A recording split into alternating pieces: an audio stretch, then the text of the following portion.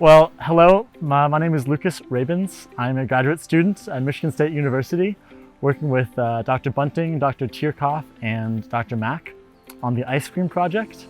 We're out here in Manistee, Michigan, surveying some beaches for the project. The basis of the project is a citizen scientist network of beach monitors around the Great Lakes.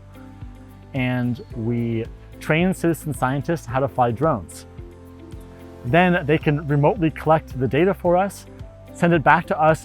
We can then download those photos and make the 3D models, orthomosaics, and elevation models from those photos.